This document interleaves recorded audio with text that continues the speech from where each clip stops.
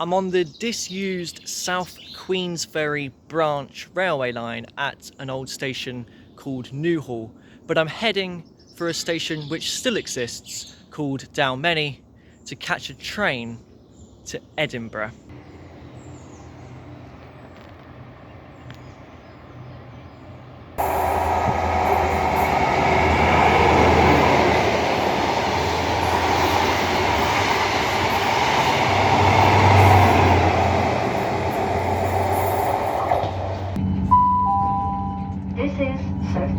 This train is for Edinburgh Waverley. The next stop is Haymarket. I passed through Edinburgh Waverley on my way to Haymarket yesterday to ride the trams, but I have never explored Scotland's capital city.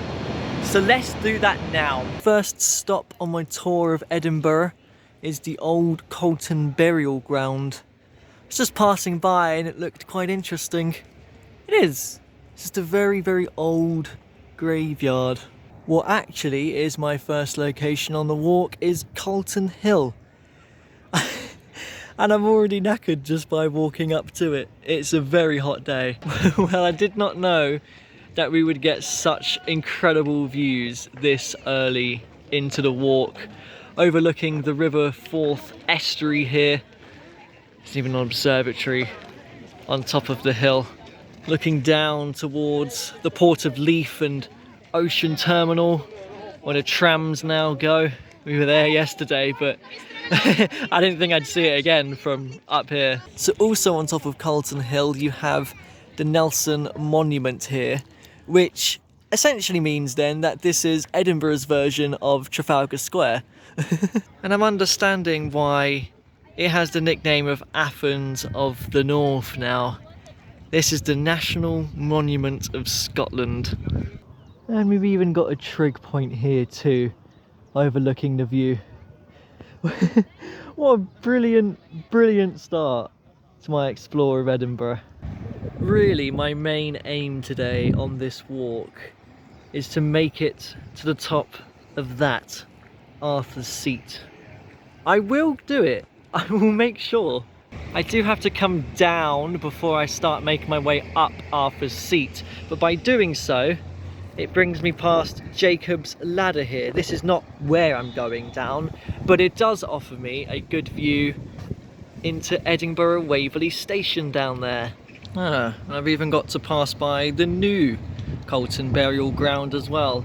I've always found this font to be interesting, how it clearly has a U written as a V instead. Edinburgh. Over there is the Palace of Holyrood House, which is still a royal palace and is situated at the western end of the Royal Mile. Because if I was to turn around and head straight up that road, I would get to Edinburgh Castle in exactly 1 mile. It's an old processionary route between the palace and the castle. So I won't be walking the Royal Mile now, but by the end of the walk I hopefully will go and see Edinburgh Castle. For now, this is probably the best shot I'm going to get of the palace, because I'm not paying to go into the grounds. And thus begins the long and treacherous climb up Arthur's Seat. Let's do this. Well, to the sound of bagpipes in the distance, and the climb up Arthur's Seat beginning, and a little pouring of rain when there wasn't any scheduled, I think that means I'm in Scotland. I spy some old chapel ruins up there.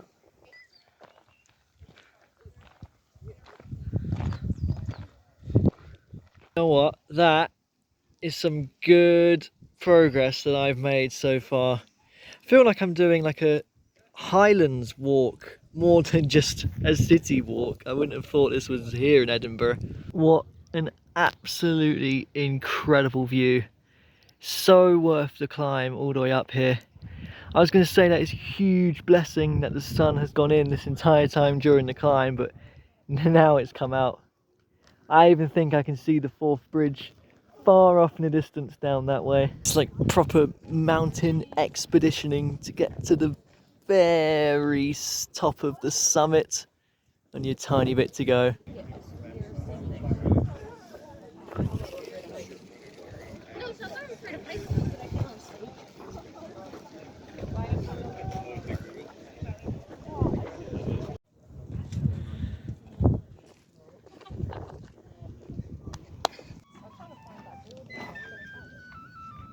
best route down.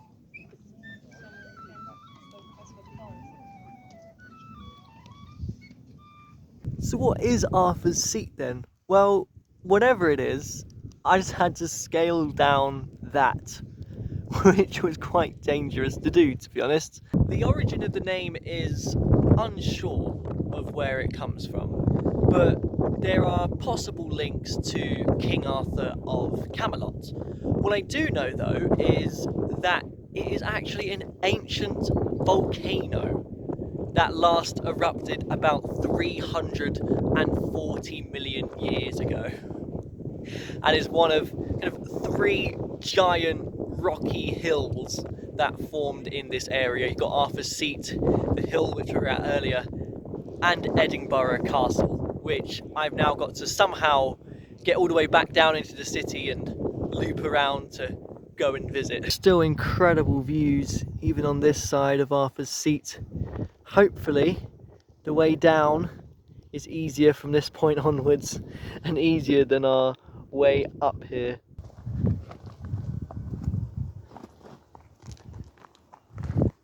Okay, that might actually be the most dangerous path I've ever taken in my life. It's just covered in stones, so it is impossible to walk on because you're just rolling down. I essentially just crouched on my feet and just rolled down the hill because that is impossible to walk. It's so dangerous. Please be careful if you're going Arthur's Seat. From this point though, the path just got worse and worse and worse. It wasn't even a path. It felt very unofficial. There was definitely an element of danger to it, having to scale my way down the rocks and essentially crawl my way down the mountain. It didn't help that the path was quite narrow and there were prickly bushes on either side. At least there was some brief interludes where I got some beautiful views, but if you were to walk up Arthur's Seat yourself, I would encourage to take the actual main route up that everyone does and not make your way down the other side. Definitely don't go up that way because rock climbing would be quite difficult to do in some scenarios. For what was supposed to be a casual walk exploring parts of Edinburgh, it was something that was very unexpected. I was honestly just glad to have made it to the bottom and to carry on with my walk. The walk from here on out should be a lot easier as I make my way down onto the innocent, disused railway line, where there is still a tunnel that passes underneath the bottom of Arthur's Seat. Honestly, going from scaling down that cliffside in the boiling sun into this old railway tunnel is such a relief because it is actually freezing in here. It's so cold.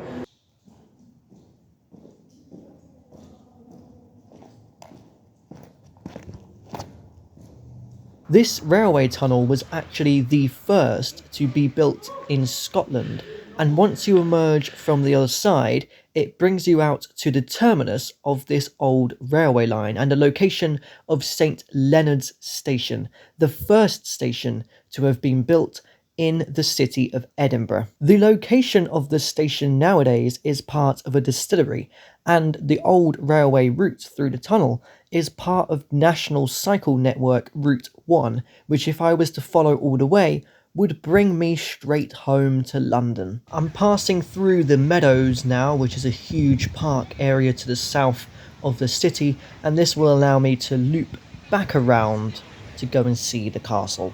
Out onto the roads, I passed by a building that is the old Central Hall and an usher hall, and then came across another disused station. These old station gates would have led through to an Edinburgh Princes Street station. The old railway hotel, which would have been attached to the station, still exists and is known as the Caledonian, named after the Caledonian Railway. I spotted this as I was passing by on the trams yesterday. Mentioning the trams, there is a Princes Street tram stop which is on one of the main thoroughfares of Edinburgh. I find it curious, however, that OS Maps, despite the location, uses a TfL roundel for any light rail system. This is a logo you would expect to see on the DLR in London, for example.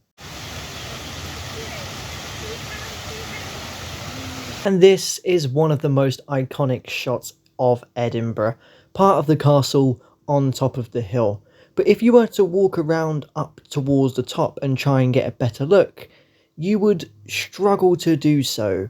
It's behind a paywall and there's a stand in the way. Now, a lot of the Harry Potter books were written in local cafes or hotels around the Edinburgh area, so it's safe to assume that the city inspired parts of the books. One such place is Victoria Street, which has a brilliant terraced area above it, which is said to have inspired Diagon Alley. In the nearby Greyfriars Cemetery, there's a grave of someone called Thomas Riddle, which sounds suspiciously similar to He Who Must Not Be Named. Another grave in this cemetery is of a dog named Bobby, who spent 14 years by their master's grave. It's a bit of a hatchy story if you've ever seen that film based off of a true story. I think it's really cute that a lot of people have left a stick by the grave.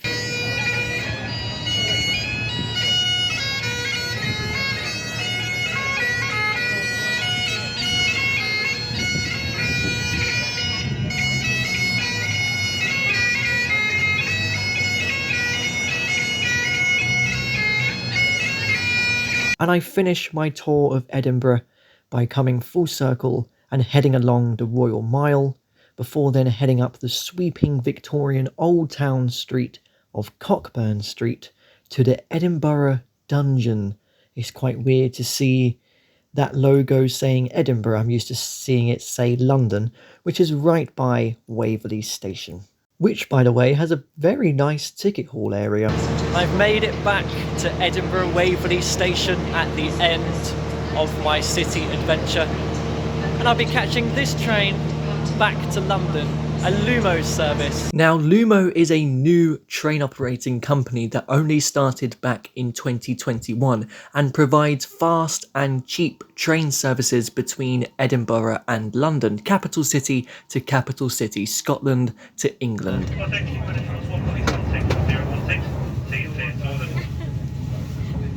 First stop for this service was Morpeth, which I did not stop at on the way up towards Edinburgh yesterday.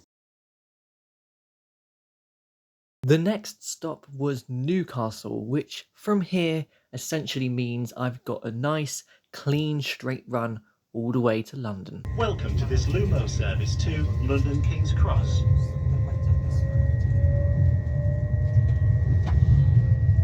This service will be calling at Stevenage and London King's Cross.